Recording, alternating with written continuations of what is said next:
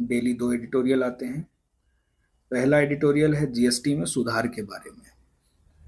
प्रधानमंत्री ने भी अपने 15 अगस्त के भाषण में कहा था कि जीएसटी में सुधार होगा। दिवाली तक की बात उन्होंने कही थी और तब से ही उम्मीद लगाई जा रही है, विशेषज्ञ उम्मीद लगा रहे हैं कि जीएसटी की कुछ स्लैब्स में कटौती हो सकती है।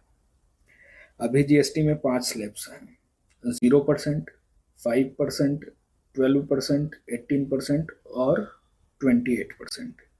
अनुमान लगाया जा रहा है कि कुछ स्लैब्स को खत्म कर दिया जाएगा। कर की दरों में कटौती से बाजार में और अर्थव्यवस्था में खुशी की लहर है।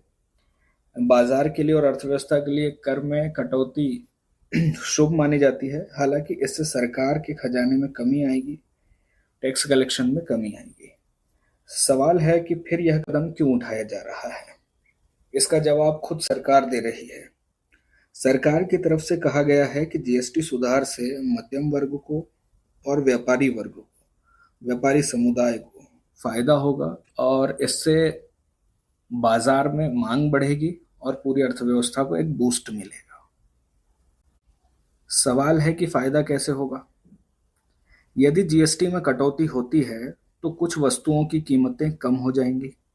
उम्मीद है कि AC, TV, fridge, washing machine और सीमेंट जैसी चीजें सस्ती हो सकती हैं। इनको 28% वाले स्लैब से निकालकर 18% वाले स्लैब में डाला जा सकता है। कुछ रिपोर्ट्स आई हैं और इन रिपोर्ट्स में कहा गया है कि 12% और 28% वाले स्लैब को खत्म कर दिया जाएगा और उसके बाद 12% वाली चीजों को 5% और 18% वाले स्लैब में डाल दिया जाएगा। ऐसे ही 28% वाली चीजों को 18% वाले स्लैब में डाल दिया जाएगा। 40% वाला एक नया स्लैब भी बनाया जाएगा जिसमें कुछ खास चीजें होंगी, लग्जरी चीजें होंगी और सिगरेट जैसी चीजें होंगी। मिडिल क्लास की जरूरत की चीजें सस्ती होंगी तो उनके लिए इन चीजों को खरीदना थोड़ा सा आसान हो जाएगा। मिडिल क्लास के लोग अक्सर अपनी जरूरत की चीजों के लिए थोड़े थोड़े पैसे जमा करते हैं और एक लंबे इंतजार के बाद कहीं जाकर इन चीजों को खरीद पाते हैं। बाजार और व्यापारी वर्ग को फायदा मिलने वाला है क्योंकि उम्मीद है कि टैक्स कटौती से डिमांड बढ़ने वाली है। बाजार में खरीदारी बढ़ेगी तो व्यापारी वर्गों को फायदा होगा। मध्यम वर्ग और निम्न वर्गों को फायदा तो होगा ही, व्यापारी वर्गों को भी फायदा होगा। साथ ही इससे टैक्स व्यवस्था सरल हो जाएगी, इसे समझना ज्यादा आसान हो जाएगा और देश की अर्थव्यवस्था में भी थोड़ी तेजी आएगी। टैक्स स्लैब्स में क्या क्या बदलाव होने वाले हैं? तो पहला बदलाव तो यही है कि 12% स्लैब की 99% चीजों को 5% वाले स्लैब में डाला जा रहा है और दूसरा बदलाव है 28% वाले स्लैब की 90% चीजों को 18% वाले स्लैब में डाला जा रहा है। साफ दिख रहा है कि अधिकांश चीजों पर टैक्स में कटौती होने वाली है।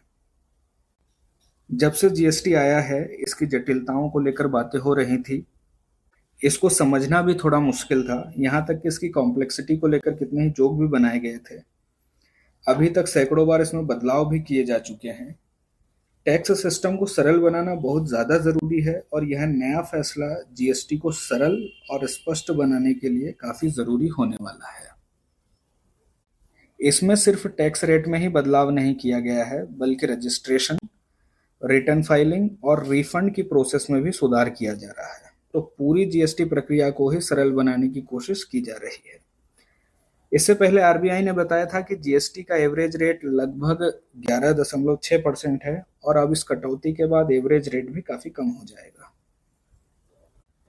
जीएसटी में कटौती तो होगी ही, व्यापारियों और ग्राहकों को फायदा भी होने वाला है, लेकिन इससे सरकार को नुकसान होगा। कितना नुकसान होगा अभी तक सरकार ने नहीं बताया है, लेकिन अनुमान लगाया जा रहा है कि इससे लगभग 1 से 1.25 लाख करोड़ रुपए सालाना का नुकसान राजस्व में हो जाएगा। लेकिन फिर भी सरकार यह फैसला ले रही है क्योंकि सरकार को उम्मीद है कि इस फैसले से अर्थव्यवस्था को लगभग 2.5 लाख करोड़ का बूस्ट मिलने वाला है और सरकार उम्मीद कर रही है कि टैक्स रेट में कटौती होने से जो नुकसान होगा उसकी भरपाई टैक्स बेस को बढ़ाकर की जा सकती है। इसको हम एक उदाहरण से समझ सकते हैं। मान लीजिए पहले केस में भारत में 100 लोग रहते हैं। इन 100 लोगों में से 3 लोग 10-10 रुपए का टैक्स देते हैं। इससे सरकार को 30 रुपए मिलेंगे और टैक्स बेस में सिर्फ 3 लोग हैं। दूसरे केस को देखें तो दूसरे केस में भी भारत में 100 लोग ही रहते हैं, लेकिन इन 100 लोगों में से 10 लोग 5-5 रुपए का टैक्स देते हैं। इस तरह सरकार को 50 रुपए मिलते हैं और सरकार की ज्यादा कमाई होती है। पहले केस में टैक्स बेस में 3 लोग हैं और टैक्स कलेक्शन हुआ है 30 रुपए, जबकि टैक्स रेट ज्यादा है।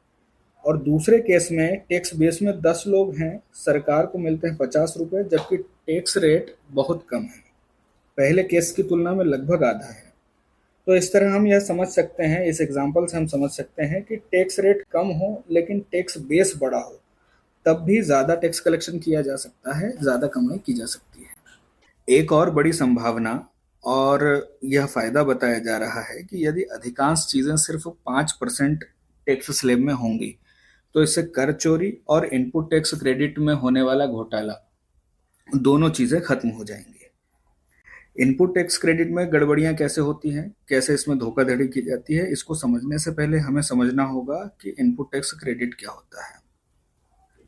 तो इसको भी एक साधारण एग्जाम्पल से समझ सकते हैं। मान लीजिए मैं एक दुकानदार हूँ, मैं दुकान के लिए चीजें खरीदने पहुंचा।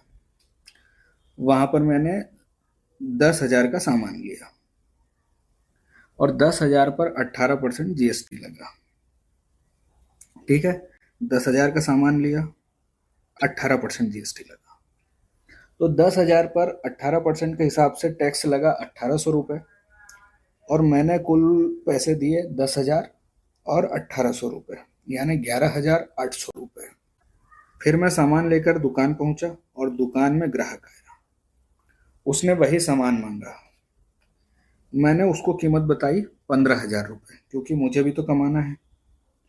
तो 15,000 पर यहाँ पर भी 18% के हिसाब से जीएसटी लगा, मतलब 15,000 पर 18% जीएसटी के हिसाब से 2,700 रुपये जीएसटी लगा। मैंने ग्राहक से 15,000 रुपये लिए और जीएसटी का 2,700 रुपये लिया, यानी कुल 17,700 रुपये ले लिए। अब समझना है कि जीएसटी एक इनडायरेक्ट टैक्स है, मतलब जिस पर जीएसटी लगता है वह चुकाता नहीं है और जो चुकाता है उस पर लगता नहीं है। यहाँ पर पैसा चुकाया है खरीदने वाले ने, यानी ग्राहक ने, और फिर इसे ले जाकर सरकार को देगा बेचने वाला। यहाँ पर दुकानदार मैं हूँ, मतलब मुझे जाकर सरकार को जीएसटी देना है और ग्राहक से वसूलना है। अब सवाल है कि कितना, सरकार को कितना जीएसटी मुझे देना पड़ेगा, पूरा 2,700 रुपये या उससे कम या उससे ज्यादा। हिसाब सिंपल सा है, 15,000 की चीज पर 18% के हिसाब से 2,700 रुपये देना पड़ेगा।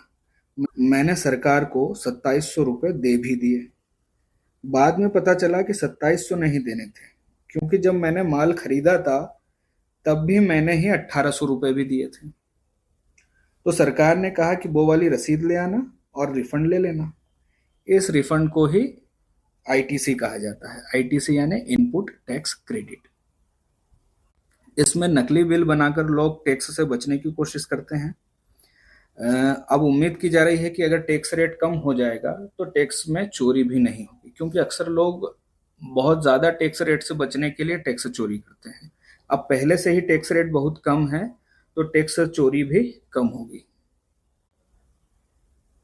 तो जीएसटी में सुधार करने से क्या क्या फायदे होंगे ये हम देख चुके हैं। हमने देखा कि जीएसटी में सुधार करने से पहला फायदा तो यह होगा कि बाजार में चीजें सस्ती हो जाएंगी और इससे ग्राहकों को फायदा होने वाला है। दूसरा फायदा है कि बाजार में वस्तुओं की मांग बढ़ेगी और इससे व्यापारी वर्गों को फायदा होगा। टैक्स व्यवस्था भी सरल हो जाएगी, टैक्स चोरी और इनपुट टैक्स क्रेडिट का दुरुपयोग भी कम होगा और अर्थव्यवस्था में डिमांड बढ़ने से बूस्ट मिलेगा। लेकिन एडिटोरियल में कुछ चिंताओं पर भी चर्चा की गई है। पहली चिंता तो यही है कि टैक्स कलेक्शन में कमी आएगी, क्योंकि टैक्स रेट में कमी आ रही है। एक तरफ टैक्स कलेक्शन में कमी हो सकती है और दूसरी तरफ राज्य सरकारें ज्यादा पैसा मांग रही हैं। इसके लिए राज्य सरकारों ने 16वें वित्त आयोग से कहा है कि केंद्र सरकार को मिलने वाले टैक्स में राज्य सरकारों का हिस्सा बढ़ाया जाए और राज्य मुआवजे की मांग भी करते रहते हैं, क्योंकि राज्य सरकारों के पास कमाई के बहुत ही सीमित साधन बचे हैं। जब जीएसटी आया था तो राज्य सरकारों के अधिकतर करों को जीएसटी में शामिल कर लिया था और राज्य सरकारों के पास कमाई के बहुत कम साधन बच गए थे। राज्य सरकार केंद्र को मिलने वाले टैक्स पर ही निर्भर हैं अधिकतर। राज्यों के जैसे वैल्यू एडेड टैक्स की बात करें या सेल्स टैक्स या एंटरटेनमेंट टैक्स जैसे टैक्सों को जीएसटी में शामिल कर लिया था और इसके बदले में केंद्र सरकार ने राज्य सरकारों को टैक्स कलेक्शन में होने वाले नुकसान की भरपाई के लिए 5 साल तक मुआवजे की गारंटी भी दी थी। इस पैसे की तंगी का समाधान करना भी जरूरी है क्योंकि राज्य सरकारों को भी अपनी जिम्मेदारियों को पूरा करने के लिए पैसे की जरूरत होती है। तो अभी जीएसटी सुधारों को लेकर चर्चा शुरू हुई है। जब भी आगे इसके संबंध में और खबरें आएंगी हम और विस्तार से पढ़ेंगे। तो यह तो रहा हमारा आर्टिकल। एडिटोरियल के बाद हम आते हैं की पॉइंट्स पर। तो बात शुरू हुई थी जीएसटी में सुधारों को लेकर। सुधार करना है क्योंकि कर प्रणाली को सरल बनाना है, उपभोक्ता और व्यापारियों से आर्थिक बोझ को कम करना है और घरेलू खपत बढ़ानी है क्योंकि टैक्स रेट में कमी आएगी तो वस्तुएं सस्ती होंगी, सस्ती वस्तुएं होंगी तो उपभोक्ताओं को खरीदने के लिए प्रोत्साहन मिलेगा और बाजार में डिमांड बढ़ेगी।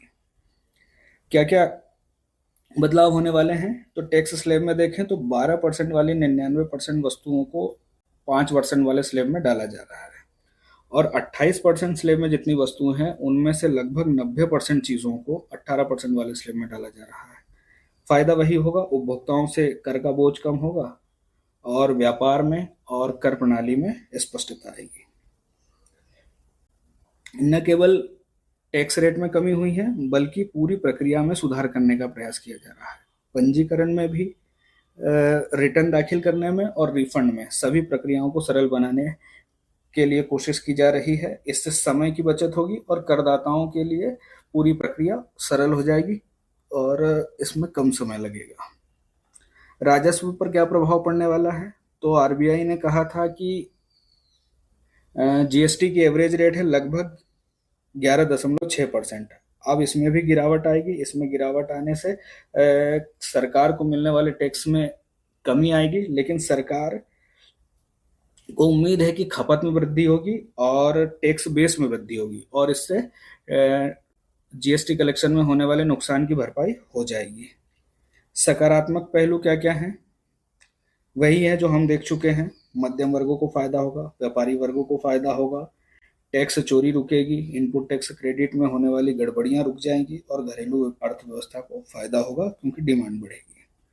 चुनौतियां क्या क्या हैं? चुनौतियां हैं राज्य सरकारों की ओर से। सभी राज्य सरकारें इस पर सहमत नहीं हैं। राज्य सरकारों को आशंका है कि इससे टैक्स कलेक्शन में कमी आएगी और उनको मिलने वाले हिस्से में भी कमी आएगी। राज्य सरकारें केंद्र सरकार से ज़्यादा पैसा देने के लिए दबाव बना रही हैं क्योंकि उन्हें भी अपनी जिम्मेदारियां पूरी करनी है और राज्य सरकारों को आशंका है कि पेट्रोलियम को जीएसटी में शामिल कर लिया जाएगा। वे नहीं चाहते कि पेट्रोलियम उत्पादों को जीएसटी में शामिल किया जाए क्योंकि इसका फायदा, इससे मिलने वाले टैक्स को सीधा राज्य सरकारें कलेक्ट करती हैं और अपने पास रखती हैं। तो की पॉइंट्स इतने ही थे। एडिटोरियल में भी हमने यही पढ़ा था। एग्जाम के हिसाब से देखें तो GS3 में और GS2 में यह टॉपिक काम में आने वाला है और इसको लेकर मेंस में भी सवाल पूछे जा सकते हैं। कुछ मॉडल क्वेश्चन देखते हैं। पहला सवाल है कि जीएसटी दरों का सरलीकरण और प्रक्रियात्मक सुधार मध्यम वर्ग और व्यापारी समुदाय को राहत देंगे परंतु इससे राज्यों की राजस्व स्थिति पर दबाव बढ़ सकता है। तो बात वही है, हमें बताना है कि पूरी प्रक्रिया सरल होने वाली है, टैक्स रेट कम हुए हैं, टैक्स स्लैब कम हुए हैं, रजिस्ट्रेशन, रिटर्न फाइलिंग और रिफंड की प्रक्रिया भी सरल होगी लेकिन इससे टैक्स कलेक्शन कम होगा और राज्यों की राजस्व स्थिति पर दबाव बढ़ेगा। तो हमें बताना है कि इससे राज्यों के सामने टैक्स कलेक्शन और उनको मिलने वाले हिस्से में कमी हो सकती है और इससे उनको नुकसान हो सकता है। यही उन्होंने आशंका भी जताई है। दूसरा सवाल है कि भारत में कर सुधारों का भविष्य केवल प्रत्यक्ष कर ढांचे तक सीमित नहीं है बल्कि जीएसटी जैसे अप्रत्यक्ष करों के पुनर्गठन पर भी निर्भर करता है। इसमें हमें बताना है कि सरकारों को प्रत्यक्ष और अप्रत्यक्ष दोनों तरह से कर मिलता है। यह बात स्पष्ट है कि एक बड़ा हिस्सा प्रत्यक्ष करों से मिलता है यानी कॉरपोरेट कर से और इनकम टैक्स से। अप्रत्यक्ष करों में जीएसटी से भी एक बड़ा हिस्सा मिलता है। तो दोनों में जब सुधार होगा तब जाकर कहीं हमारी कर व्यवस्था एक सरल बनेगी और सुगम बनेगी। लास्ट में हम देखते हैं एमसीक्यू। पहला सवाल, दो स्टेटमेंट हैं। पहला स्टेटमेंट कहता है कि प्रस्तावित सुधारों के तहत 12% स्लैब के 90% चीजों को 5% में स्थानांतरित किया गया है। और दूसरा स्टेटमेंट कहता है कि 28% स्लैब की लगभग 90% चीजों को 18% वाले स्लैब में लाने का प्रस्ताव है। अभी हमने पढ़ा दोनों ही स्टेटमेंट सही है। दूसरा सवाल, हमें जीएसटी सुधारों से जुड़े इन तीनों स्टेटमेंट्स को पढ़ना है और बताना है कि कौन कौन से स्टेटमेंट सही हैं। पहला स्टेटमेंट कहता है कि जीएसटी सरलीकरण केवल दरों की संख्या घटाने तक सीमित है। दूसरा स्टेटमेंट कहता है कि पंजीकरण, रिटर्न फाइलिंग और रिफंड की प्रक्रिया को आसान बनाने पर भी ध्यान दिया गया है। और तीसरा स्टेटमेंट है कि सुधारों का उद्देश्य करदाताओं के लिए प्रणाली को कम समय लेने वाली बनाना है। तो हमने पढ़ा था कि जीएसटी सरलीकरण केवल टैक्स रेट से ही संबंधित नहीं है, इसका संबंध है पंजीकरण से भी, रिटर्न फाइलिंग से भी और रिफंड से भी। इन सभी प्रक्रियाओं को सरल बनाना है। तो पहला स्टेटमेंट गलत है और दूसरा स्टेटमेंट सही है। तीसरा स्टेटमेंट है जिसमें कहा गया है कि करदाताओं के लिए प्रणाली को कम समय लेने वाली बनाना है, बिल्कुल सही है। पहला स्टेटमेंट गलत, दूसरा स्टेटमेंट सही और तीसरा स्टेटमेंट सही। उत्तर है ऑप्शन बी।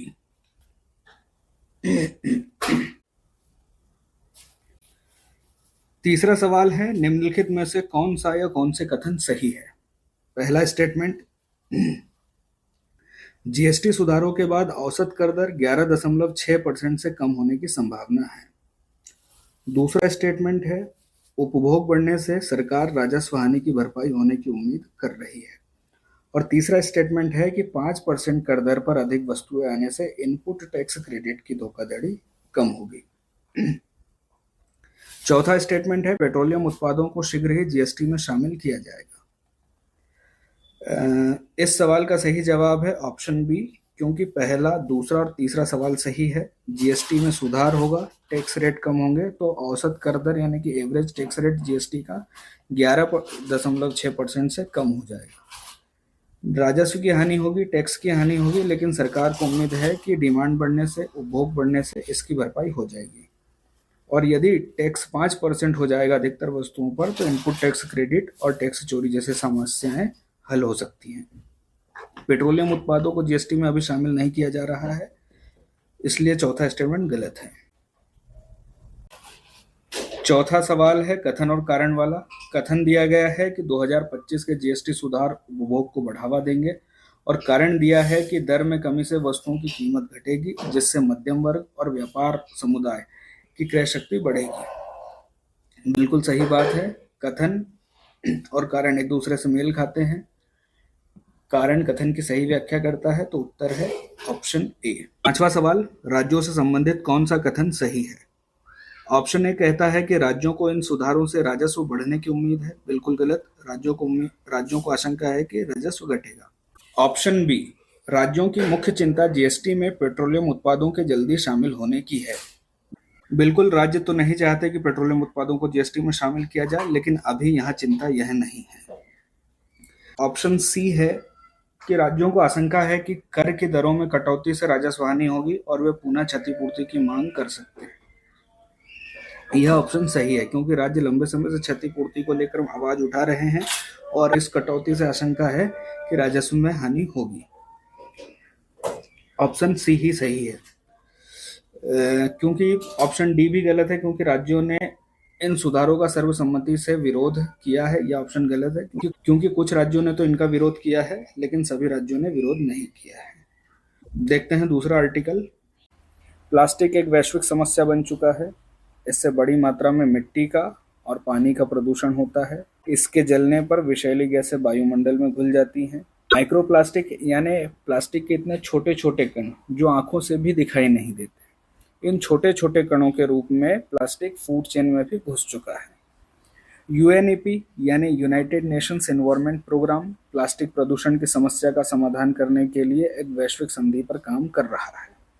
2022 के बाद से 6 बार बैठकें हो चुकी हैं। यूएनईपी सभी देशों को इस बात पर सहमत करने की कोशिश कर रहा है कि एक वैश्विक प्लास्टिक संधि बनाई जाए, लेकिन अभी तक इस पर कोई बात नहीं बनी। अभी तक इस बात पर भी सहमति नहीं बनी है कि प्लास्टिक प्रदूषण की समस्या का समाधान करने के लिए प्लास्टिक उत्पादन को समाप्त करना जरूरी भी है या नहीं। प्लास्टिक एक ऐसी चीज है जो बहुत ही ज्यादा उपयोगी है, जरूरी है, और प्लास्टिक सस्ता है, हल्का है और लंबे समय तक चलता है। प्लास्टिक को मनचाहे आकार में ढाला जा सकता है, पैकेजिंग से लेकर ऑटोमोबाइल तक सब में इसका काम पड़ता है। स्वास्थ्य देखभाल, परिवहन, चिकित्सा के उपकरण, वाहन, भोजन को सुरक्षित रखने से लेकर सेलफोन, कंप्यूटिंग, प्लम्बिंग से लेकर एविएशन तक सभी जगह प्लास्टिक की जरूरत है और इसका उपयोग किया जा रहा है। इसकी यही खूबियां अब इसकी कमियां बन चुकी हैं। सस्ता होने के कारण और लंबा चलने के कारण प्लास्टिक कचरा बन चुका है। सही बात करें तो एक संकट बन चुका है। भारत में हर साल लगभग 3.5 मिलियन टन प्लास्टिक का कचरा पैदा होता है और इसमें से सिर्फ 30% ही रिसाइकल हो पाता है। भारत में प्लास्टिक की खपत की बात करें तो 2016-17 में भारत में प्लास्टिक की खपत थी 14 मिलियन टन, जो 2019-20 तक 20 मिलियन तक पहुंच चुकी है। आंकड़े बताते हैं कि इसमें लगभग 9.5% की CAGR की ग्रोथ रेट से वृद्धि हुई है। भारत में इस कचरे पर नियंत्रण पाने के लिए 20 सिंगल यूज यानी प्लास्टिक की ऐसी चीजें जिन्हें हम एक बार यूज करके फेंक देते हैं, जैसे कप, स्ट्रॉ, चम्मच जैसी चीजें अब बैन हो चुकी हैं। लेकिन रिसाइकलिंग के मामले में अभी भी स्थिति वही है, कोई सुधार नहीं हुआ है। कुछ ही कचरा, कुल कचरे में से कुछ ही कचरा रिसाइकल हो पाता है। वैश्विक स्तर पर बात करें तो UNEP के अनुसार दुनिया भर में हर साल लगभग 430 मिलियन टन से ज्यादा प्लास्टिक का उत्पादन होता है और इसमें से 2/3 यानी कि 66% प्लास्टिक जल्दी ही कचरे के ढेर में पहुंच जाता है। 46% प्लास्टिक कचरे को लैंडफिल में डंप कर दिया जाता है। इसका मतलब है कि इसकी रिसाइकलिंग नहीं होती। और 22% कचरा तो ऐसा है जिसको डंप भी नहीं किया जाता और न ही रिसाइकलिंग की जाती। यह कचरा जगह जगह पर जमा होता रहता है। फिर इस कचरे से निकलती है ग्रीन हाउस गैसें, विषैली गैसें, जो पर्यावरण को और हमारे स्वास्थ्य को नुकसान पहुंचाती हैं। एक हिसाब से 2019 में लगभग 1.8 बिलियन टन ग्रीन हाउस गैसें प्लास्टिक कचरे से निकली, जो कुल वैश्विक ग्रीन हाउस गैस उत्सर्जन का 3.5% है। एक तरफ प्लास्टिक एक बहुत ही ज़्यादा यूज़फुल चीज़ है, लेकिन दूसरी तरफ यह एक बड़ी समस्या बन चुका है। सवाल यही है कि समाधान क्या है? क्या इसका समाधान है उत्पादन को बंद करना? क्या इसका समाधान है प्रतिबंध लगाना, या फिर कुछ और? अगर प्लास्टिक का उत्पादन बंद कर दिया जाए तो इससे आपूर्ति श्रृंखला में, परिवहन में, स्वास्थ्य क्षेत्र में और उन सभी क्षेत्रों में दिक्कतें खड़ी हो जाएंगी जहां इसका उपयोग किया जा रहा है। प्लास्टिक का सब्स्टिट्यूट क्या है? इसकी जगह हम किस चीज़ का उपयोग कर सकते हैं? प्लास्टिक उत्पादन से दुनिया भर में हर साल लाखों लोगों को रोजगार मिलता है। प्लास्टिक का उत्पादन बंद करने से इन लाखों लोगों की नौकरियां चली जाएंगी। प्लास्टिक की जगह दूसरा मटेरियल यूज करेंगे तो महंगा पड़ेगा। यदि प्लास्टिक की जगह लकड़ी, कागज या कपड़े का यूज करते हैं तो वनों की कटाई बढ़ जाएगी। कालाबाजारी बढ़ने की भी प्रबल संभावनाएं हैं। सवाल अभी भी यही है कि समाधान क्या है। इसलिए जरूरी है कि समस्या, समाधान और वैश्विक सहयोग को ध्यान में रखते हुए इसकी रिसाइकलिंग पर जोर दिया जाना चाहिए। रिसाइकलिंग और रीयूज इस समस्या का एक प्रभावी समाधान हो सकता है। कचरे को कचरा पैदा होने वाली जगह यानी सोर्स पर ही इकट्ठा करके अलग अलग कैटेगरी में बांटकर रिसाइकल चेन में डाल दिया जाना चाहिए, ताकि इसका बेहतर मैनेजमेंट और रीयूज हो सके। इसके लिए जरूरी है सिर्फ ऐसे प्लास्टिक का उत्पादन किया जाए जिसका रिसाइकल किया जा सकता है। पॉलीइथाइलिन टेरेफ्थलेट यानी PET, HDP यानी हाई डेंसिटी पॉलीइथिलीन और PP यानी पॉलीप्रोपाइलिन ऐसे प्लास्टिक के प्रकार हैं जिनको रिसाइकल किया जा सकता है। दूसरी तरफ पॉलीस्टीरीन, पॉलीविनाइल क्लोराइड और प्लास्टिक की थैलियां ऐसा प्लास्टिक है जिसका रिसाइकल नहीं किया जा सकता। तो इस बात का ध्यान हमें भी रखना चाहिए कि प्लास्टिक का उपयोग कम से कम करना है और इसके सब्स्टिट्यूट ढूंढने हैं। तो बात हो रही थी प्लास्टिक प्रदूषण के बारे में। प्लास्टिक प्रदूषण एक वैश्विक समस्या बन चुका है। यूनाइटेड नेशंस एनवायरनमेंट प्रोग्राम इसका समाधान करना चाहता है और 2022 से यह 6 बैठकें कर चुका है ताकि एक वैश्विक प्लास्टिक संधि बनाई जा सके, इस वैश्विक समस्या का समाधान खोजा जा सके।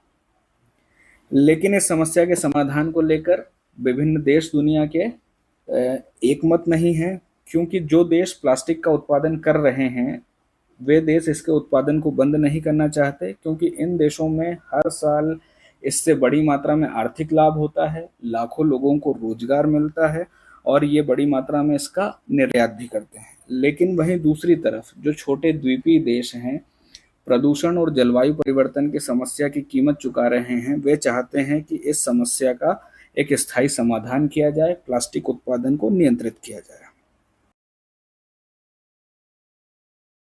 वैश्विक स्तर पर देखें तो दुनिया भर में हर साल लगभग 430 मिलियन प्लास्टिक का उत्पादन होता है और इसमें से 2/3 प्लास्टिक शॉर्ट लिव्ड प्रोडक्ट्स हैं, यानी जल्दी ही ये कचरे के ढेर तक पहुंच जाते हैं।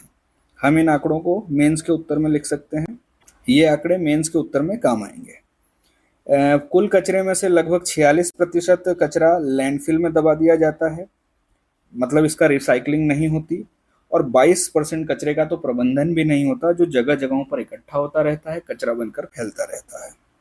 2019 के एक आंकड़े के अनुसार 2019 में प्लास्टिक से लगभग 1.8 billion tonne greenhouse gas का उत्सर्जन हुआ था, जो कि कुल वैश्विक उत्सर्जन का लगभग 3.5% है। भारत की स्थिति की बात करें तो भारत में हर साल लगभग 3.4 मिलियन टन प्लास्टिक कचरा पैदा होता है और इसमें से सिर्फ 30% की रिसाइकलिंग हो पाती है। भारत भी बड़ी मात्रा में प्लास्टिक की खपत करता है। 2016-17 में यह खपत लगभग 14 मिलियन टन थी और 2019-20 में प्लास्टिक की खपत 20 मिलियन टन तक पहुंच गई और इसमें साल दर साल 9.7% की CAGR की ग्रोथ रेट हुई है। प्लास्टिक कचरे को नियंत्रित करने के लिए भारत भी सिंगल यूज प्लास्टिक की वस्तुओं पर प्रतिबंध भी लगा चुका है, हालांकि इसका कोई प्रभावी असर तो दिखा नहीं है। प्लास्टिक प्रदूषण के कारण जो बड़ी चुनौतियां पैदा हुई हैं, उनमें सबसे बड़ी समस्या तो यही है कि प्लास्टिक मानव, पशु और खाद्य प्रणाली में घुस चुका है। दुनिया भर में कई ऐसे देश हैं जो प्लास्टिक को महासागरों में डंप कर देते हैं और इसका खामियाजा भुगतना पड़ता है छोटे द्वीपीय देशों को, क्योंकि इनके मत्स्य पर प्रभाव पड़ता है, इनके पर्यावरण पर प्रभाव पड़ता है और समुद्री जीवन पर प्रभाव पड़ता है और इनके पर्यटन पर प्रभाव पड़ता है। यहाँ पर आपसी विश्वास की कमी है। जो देश इसका उत्पादन करते हैं और जो देश इसकी कीमत चुकाते हैं, वे आपस में वाद विवाद कर रहे हैं। इनमें आपस में असहमतियां हैं कि इस समस्या का समाधान कैसे किया जाएगा। समाधान के लिए सुझाव दिया गया है कि सोर्स पर ही कचरे को इकट्ठा करके इसकी रिसाइकलिंग की जानी चाहिए। अंतर्राष्ट्रीय स्तर पर देशों के बीच में आपसी विश्वास और संवाद के माध्यम से इसका समाधान खोजा जाना जरूरी है। एग्जाम के लिए देखें तो GS3 के लिए, क्योंकि इन्वायरमेंट और इकोलॉजी में काम आने वाला है, और GS2 के लिए अंतर्राष्ट्रीय संबंध, क्योंकि यहाँ पर एक वैश्विक संधि बनानी है, देशों को आपसी वार्ताओं के माध्यम से इस समस्या का समाधान सुझाना है, ये कूटनीतिक प्रयास करने हैं, तो GS3 और GS2 में काम आने वाला है। मेंस के मॉडल क्वेश्चन देखें तो पहला सवाल है कि प्लास्टिक प्रदूषण केवल एक पर्यावरणीय समस्या नहीं है, बल्कि एक वैश्विक कूटनीतिक चुनौती भी है। अंतर्राष्ट्रीय स्तर पर देशों में संवाद के माध्यम से, क्योंकि उत्पादन करने वाले देश और इसकी कीमत चुकाने वाले देश जिनको इसका नुकसान होता है, उनमें सहमतियां नहीं है कि इसका समाधान कैसे किया जाएगा, तो इसके लिए कूटनीतिक समाधान जरूरी है, वार्ताएं जरूरी हैं, सहमतियां जरूरी हैं, तब जाकर इस समस्या का समाधान निकलने वाला है। दूसरा सवाल है कि भारत ने 20 सिंगल यूज प्लास्टिक की वस्तुओं पर प्रतिबंध लगाया है, परंतु इसका प्लास्टिक कचरा प्रबंधन पर सीमित प्रभाव पड़ा है। इस संदर्भ में भारत की चुनौतियों और समाधान के उपायों पर प्रकाश डालिए। तो समस्या वही है कि 20 वस्तुओं पर प्रतिबंध तो लगा दिया है, लेकिन अभी भी प्लास्टिक कचरा फैल रहा है, क्योंकि प्लास्टिक का उपयोग हमारे जीवन के हर क्षेत्र में, अर्थव्यवस्था के हर क्षेत्र में हो रहा है। प्लास्टिक इतनी बहुउपयोगी चीज है कि उससे दूर रहना मुश्किल है और इसका प्रभावी समाधान किया जाना बहुत ही ज्यादा जरूरी है। इसके बाद देखेंगे MCQ। MCQ में पहला सवाल है, 2 स्टेटमेंट दिए हैं। पहला स्टेटमेंट कहता है कि विश्व में हर साल लगभग 430 मिलियन टन प्लास्टिक कचरा उत्पन्न होता है। दूसरा स्टेटमेंट कहता है कि इसमें से लगभग 2/3 लंबे समय तक टिकने वाले उत्पाद होते हैं। हमने एडिटोरियल में देखा था पहला स्टेटमेंट तो सही है, क्योंकि 430 मिलियन प्लास्टिक हर साल विश्व भर में पैदा होता है, लेकिन इसमें से 2/3 उत्पाद लंबे समय तक टिकने वाले नहीं हैं, बल्कि शॉर्ट लिव्ड प्रोडक्ट हैं जो जल्दी ही कचरा बन जाते हैं। इसलिए पहला कथन तो सही है और दूसरा कथन गलत है, तो उत्तर होगा ऑप्शन ए। दूसरा सवाल है 3 स्टेटमेंट। पहला स्टेटमेंट है भारत हर साल लगभग 3.4 मिलियन टन प्लास्टिक कचरा उत्पन्न करता है। दूसरा स्टेटमेंट भारत में प्लास्टिक का रिसाइकलिंग स्तर लगभग 50% है। और तीसरा स्टेटमेंट भारत में लगभग 20 सिंगल यूज प्लास्टिक वस्तुओं पर प्रतिबंध लगाया गया है। तो आंकड़े हमने देखे थे, भारत में हर साल लगभग 3.5 मिलियन 3.4 मिलियन टन प्लास्टिक कचरा उत्पन्न होता है और भारत ने 20 सिंगल यूज प्लास्टिक की चीज़ों पर प्रतिबंध भी लगाया था। लेकिन भारत में रिसाइकलिंग स्तर अभी भी 50% नहीं पहुंचा है, सिर्फ 30% ही है। तो पहला और तीसरा सही होगा, ऑप्शन सी सही होगा, दूसरा गलत है क्योंकि रिसाइकलिंग स्तर अभी भी 30% तक ही पहुंचा है, 50% नहीं। तीसरा सवाल है 2019 में प्लास्टिक से उत्पन्न ग्रीन हाउस गैस उत्सर्जन 1.8 बिलियन मीट्रिक टन था। आंकड़ों में हमने देखा था सही है। यह उत्सर्जन वैश्विक उत्सर्जन का 3.4% था, सही है। लगभग 46% प्लास्टिक कचरा लैंडफिल में डाल दिया जाता है, बिल्कुल सही है। तीनों स्टेटमेंट सही है, लेकिन चौथा स्टेटमेंट देखें। चौथा स्टेटमेंट है माइक्रो प्लास्टिक केवल समुद्री जीवन को प्रभावित करते हैं, मानव स्वास्थ्य पर नहीं। गलत है, क्योंकि मानव स्वास्थ्य को भी प्रभावित करता है, समुद्री जीवन को भी प्रभावित करता है। तो पहला, दूसरा, तीसरा सही है, चौथा गलत है। चौथा और आखिरी सवाल कथन और कारण वाला है। कथन कहता है कि प्लास्टिक प्रदूषण को केवल बेहतर कचरा प्रबंधन और रिसाइकलिंग से हल किया जा सकता है। कारण, प्लास्टिक पूरी तरह से बायोडिग्रेडेबल होता है। तो प्लास्टिक बायोडिग्रेडेबल नहीं होता, इसलिए ऑप्शन सी सही होगा, क्योंकि असर्शन सही है और रीजन गलत है। प्लास्टिक प्रदूषण को केवल बेहतर कचरा प्रबंधन और रिसाइकलिंग से ही हल किया जा सकता है और प्लास्टिक बायोडिग्रेडेबल नहीं होता। आज के लिए इतना ही, कल फिर मिलेंगे।